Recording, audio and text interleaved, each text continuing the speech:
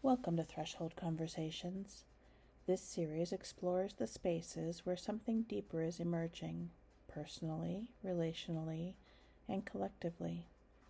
These are conversations at the threshold where old paradigms soften, where identity reshapes itself, and where we are invited into greater integration and wholeness. Today I'm joined by Rivka Malka Perlman. Rivka Malka is a writer, a teacher, and a guide whose work lives at the intersection of Torah wisdom, embodiment, relational healing, and feminine depth. She speaks into the places where modern life has fragmented what was meant to remain whole, and invites us back into coherence through presence, self-awareness, and grounded spiritual practice. In this conversation, we'll explore what it means to come home to oneself, how healing unfolds within relationship and community, and how living at this moment in time asks us to mature, not through force, but through deeper alignment. Yeah. Welcome to Threshold Conversations, Rivka Malka. Thank you so much for being here. Absolutely. I love being here. Thank you, Jennifer. Oh, wonderful. I want to jump right into it with a statement from your website. And it says, "Become the hero in the epic story of your life." I would Mm. love to start by inviting you to share a bit about your own journey to becoming the hero in your life. And was there a threshold moment when you realized that you needed to step up and be that hero? Wow. Okay. Quick scan of my whole life to find the heroine inside. I always say Hashem, God, is the author of the book of your life, and you are the heroine, and everything that is there to help you access your greatness. And all the antagonists are there to challenge you, and all the good stuff is there to help you do your mission. So, a couple of big points in my life. The first one was actually what I needed to overcome. And I spent many years overcoming this to become my own hero. And that was overcoming shame. When I was just a little girl, 5 years old, I lit a match that lit my house on fire. And, I did not get in trouble for it. We did have to move out of our house. We did not have a house. And nobody knew, almost nobody knew, and nobody cared. Like, they cared that the family was okay, but I knew, and I had been told that it was in the newspapers that I burnt the house down. And it really impacted me. I felt like such a bad girl, and I was pretty adventurous anyway, which is why I was lighting the match. It just fed into that my whole nature was like just rotten and mischievous. And I remember that sharing. I attended a 12-step program for about 2 years, Overeaters Anonymous. I love that program. It just organized me. And I remember in my share telling people that whenever I would speak to other people, there was this space between me and them because I was acting. They couldn't find out that I was actually a really bad person. And anything that okay, so anyway, that was the tough part. And fast forward in life, I needed to work to overcome this shame of being a bad person to find out that I am a good person. Like, I'm not even trying to be great or a hero, but I am worthy of love, and my intentions are good. I would only see my shadows. No, I am a good person. Fast forward even more, and this is hot off the press. Till just a month or two ago, I was in Israel. I was sharing a meal with my brother. I told him this story, and he says to me, "You did not start that fire." I said, "Oh, yes, I did." He said, "You couldn't have, and I'll prove it to you." And he proved it to me. The firefighters, the timing, this was all my whole 48 years was my test, my journey, Wow. literally an illusion. Yeah. Just found that one Wow. out. That is amazing. So you carried this burden of feeling like a bad girl with you all of those years, and it probably shaped so much. And I love how you said that, you were acting, somebody looking and hearing the story goes, well, that was just such a small life. You had so small part of the life, that incident, but it really colored everything for you to the point that you felt like you were acting in your interactions with people. Yes, because another divine providence was that my sister actually told me, they wrote in the newspapers that you started the fire. So in my little mind, everybody around me knew that I was horrible, but nobody's saying it. And she Wow. did apologize to me. She was also a little girl. I don't know why she said that. It's part of the story to bring out my greatness. You understand? Yeah. Wow, beautiful. So that really drives me into the next question here, and it's talking about healing from the past. And so much of your work blends spiritual depth and practical transformation, helping people rewrite their stories. How do you define transformation, and how does that change happen to us versus what we're participating in consciously? Amazing. So transformation is the result. Your willingness to be new is the work.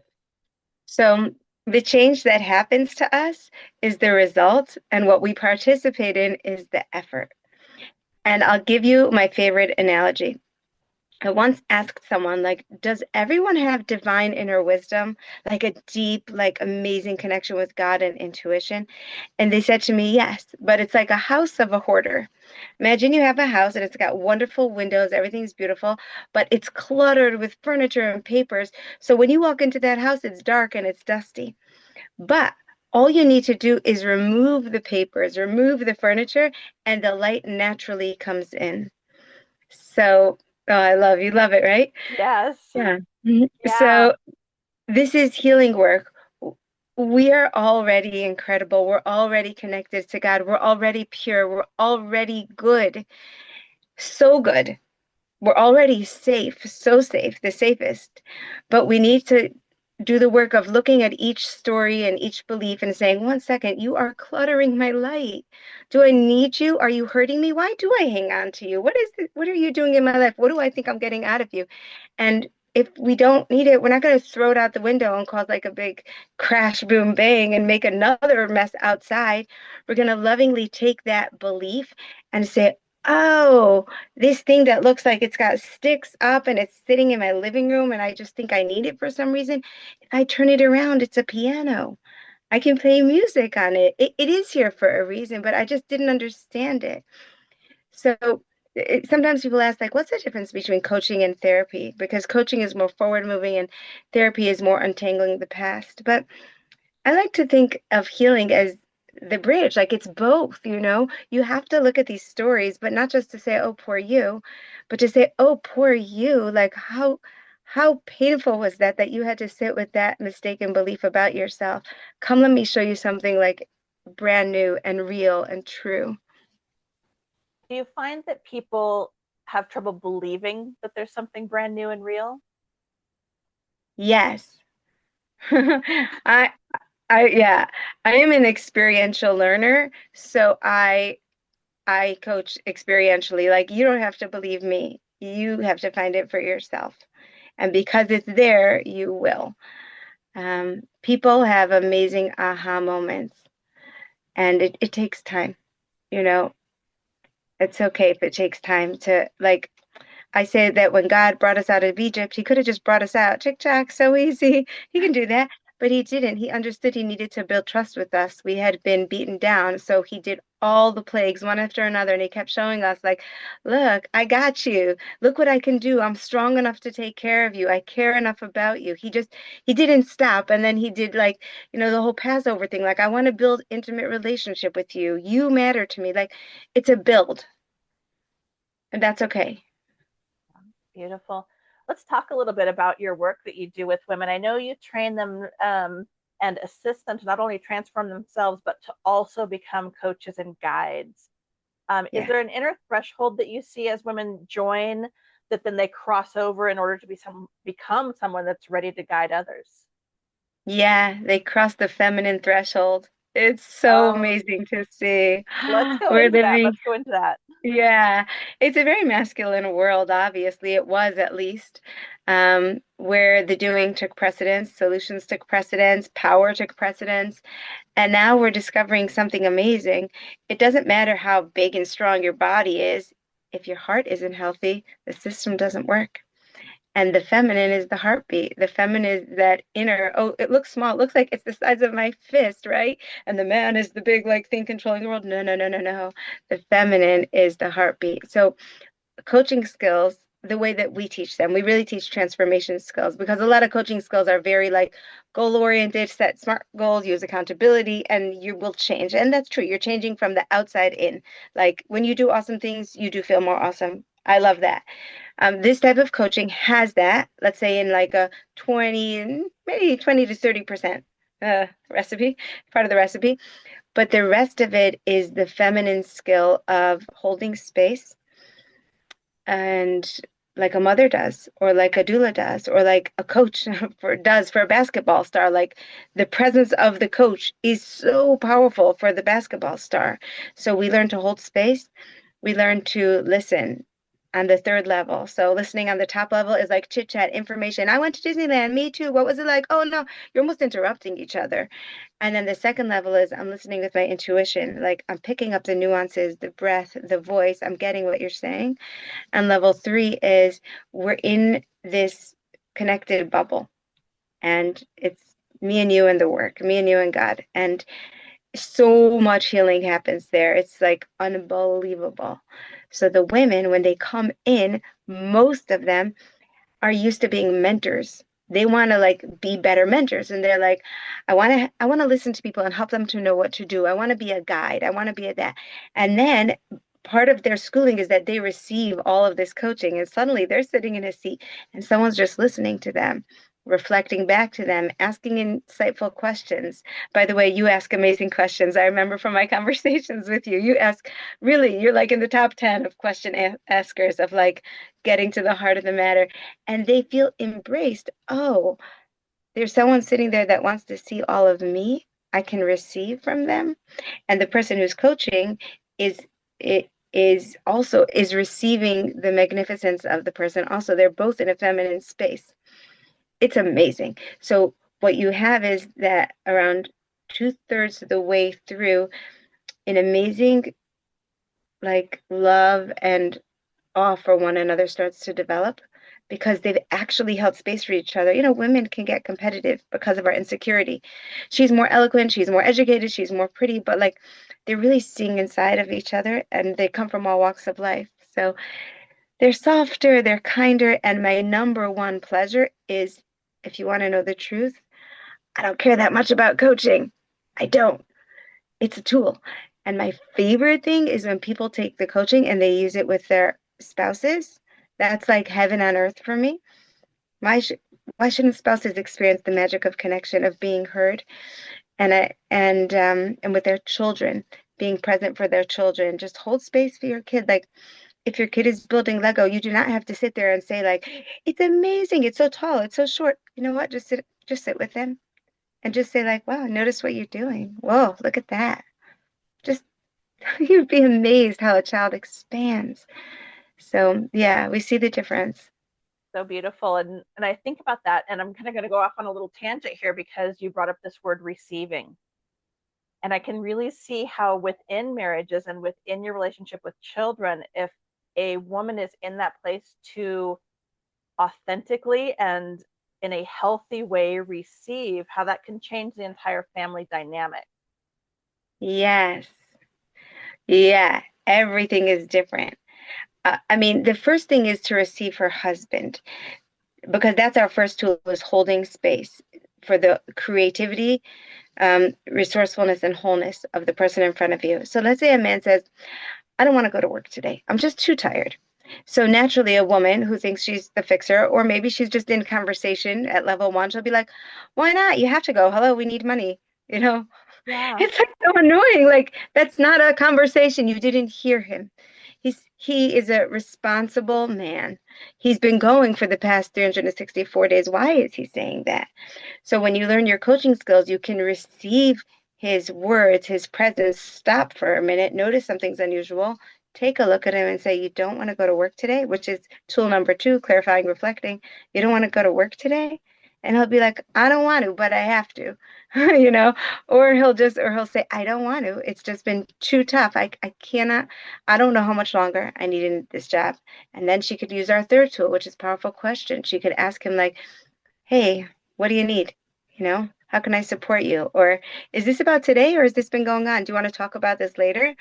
or just like there's so much. Or she could use acknowledgments. She could say to him like, you know what? I didn't realize it's so hard for you. I just want to acknowledge that you have been going every day.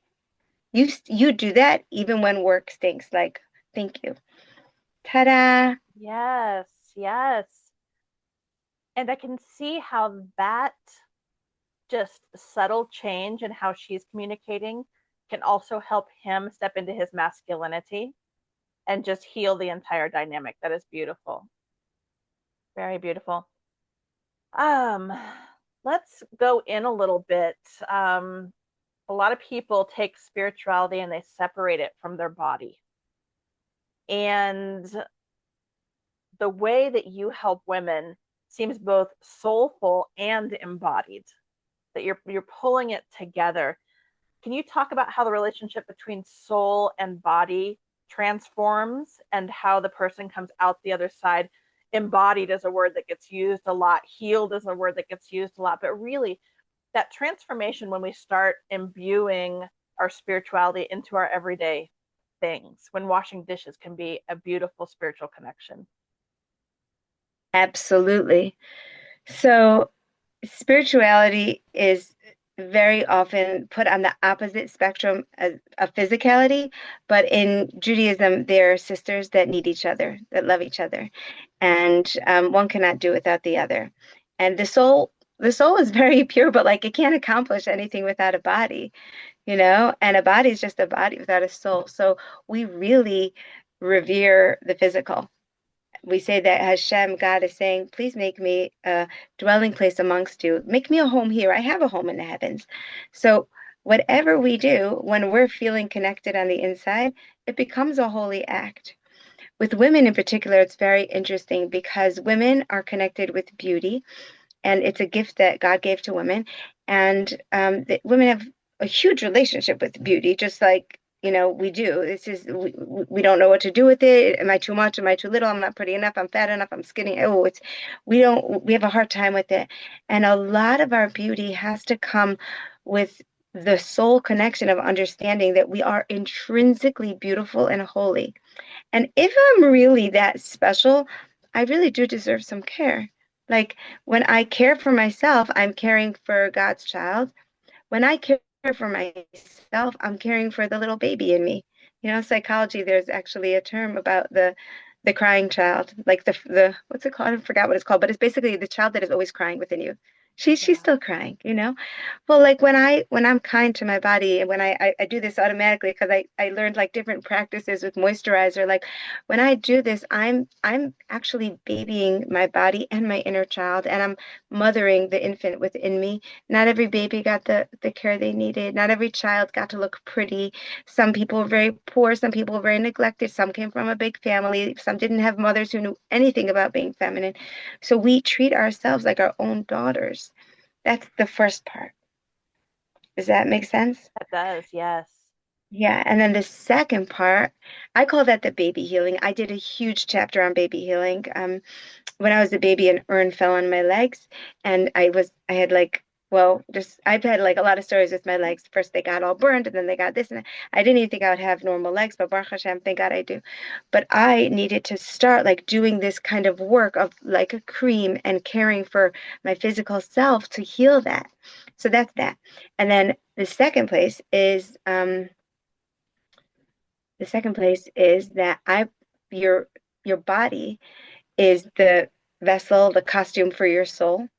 How you look was chosen for you by God in contract with your soul, that your soul said, I need this body, I need this face, I need also this family, this circumstance, all the things. It made a contract, but this is you. Like what you are on the outside is not pretend. Like it's real. It's really you. Some people look distinguished, some people look adorable. Like you matter. You look like this. And then the question is, how will I dress? What costume do I need for my soul's mission? So if your soul's mission is like important, like you need to dress for it. That's why I always learn from my mother, like you don't dress like a rag at home just because you're sweeping and mopping. Your children need to see that being a mother is a special role. you're not the maid. Like, you should look nice. And you're not, and as a wife, if that's a special role to you, then dress like there's honor to it. So I think it's a really fun question when people talk about embodiment to look at, what do I want to embody? Like, do I want to embody the queen within me? I better start dressing like the queen. Do I want to embody comfort, warmth, self-care? And it's so fun to buy things. I teach my students by example, I'm just like, women in shopping is a special relationship. And it's not fake, by the way. Whenever you spiritually, like when you buy something, you pay money for it, it's called your kona it, which means you acquire it. You actually feel like a type of satisfaction, like something about you is completed. Now, if you become a shopaholic and you're just buying, you're not really using, then you'll feel depleted. You'll just go for the dopamine hit again and again. I need to feel full. But if you take it and you use it and it becomes part of your holy service, amazing. Buy more jewelry, buy more jewelry, buy more home decor. Like, yeah, like embody that your life matters. So That is beautiful. And I know that we can, especially in this day and age where, budgets and the economy and all of these things can be so difficult for people. Actually having thoughtful purchases of things that are going to enhance and beautify your life is important as well. very important. And my mother, speaking of finances, my mother is a woman's guru, and she taught. I remember I was very young. She opened up her private drawer for me, and she's like, "That's my money. Every woman needs like their own money." Like, my father's a doctor. They had a very traditional thing going on, but there's something about like those purchases or putting away money for something that is going to be, like you said, intentional and fill you with a special kind of delight. Oh, so lovely, so lovely. Um, if somebody's sitting with this and they're feeling inspired but unsure, what's an invitation you can give them to next steps, to start embodying, to start seeing their beauty within themselves and stepping into the role that they want to have? Wow. Hmm. There are so many choices. I'm getting stumped. I'll just throw out a few quick choices. Let me try to give you one special for your audience. The one thing that I would ask you to do is to throw out your old stockings. Go through your drawers. No more mismatched socks. I learned also from my mother that the clothes that a woman wears all matter. And so you need to go through your drawers and not treat yourself like a rag. No old t-shirts. Maybe you need one for painting, but like, clean it out. Like, somebody should be able to come into your environment and say, "Oh, like, there's a real person here who cares about herself, who takes care of herself." Clear it out, and that's the first process. In Torah we say sur merava aseh tov, like, turn away from bad and then do good. So turn away from bad and don't have like things around that don't honor you. Old makeup, you don't need it. Don't have 10 blushes, right? And I'm not a minimalist, but like that, clearing out, if you can give yourself a day of that, you're going to love it. And maybe you'll do it like throughout the week, and acknowledge to yourself that like someone really valuable lives here. She doesn't deserve to be like having rags and old stuff around. She deserves beautiful things. And I would start like that. That's wonderful. I will share just a little bit along those lines. A few years ago, I believe it was when the Marie Kondo movement was really going on about, you Mhm. pick up a belonging and do you find love in this, or, to spark joy within yourself. I took it very literally and went through my entire wardrobe. I ended up with 11 pieces of clothing, including undergarments. I completely just Oh did everything because it didn't fit me anymore. It not physically fit. It didn't fit who I wanted to become my gosh. or who I already was, but that I was living into. You inspired me, Jennifer. You inspired me. You are you you go all the way. What should I tell you? When you want something, you go for it. And Hashem blesses you. God blesses you. You're so awesome. That's an amazing story. Man, amen. Yeah. Malka, if people want to find out about your coaching school, if they want to learn more about you and the work you do in this world, how can they go about reaching you? Amazing. Easiest thing is to go to rivkamalka.com. We're starting up coaching school again in, I think it's in March, beginning of March. Our school is very personal. We literally care and track every single student and get you to the highest level, to a PCC level. It's like getting a master's in coaching. And that means that we close registration. So we're going to open up again in March, but you can feel free to get in touch with me before then. You can find me on YouTube. And you can also, I also do private coaching. So just send me a message on rivkamalka.com. Amazing. Thank you so much for your time here. Thank you so much for sharing from your heart and your life and your experience. I really appreciate you. Absolutely. Mwah. Bye, everyone. Bye-bye. Thank you for spending this time with us. If you enjoyed the episode, please like and share. It's the easiest way to support the program and help others find it. Until next time, take good care, and I'll see you on the next episode.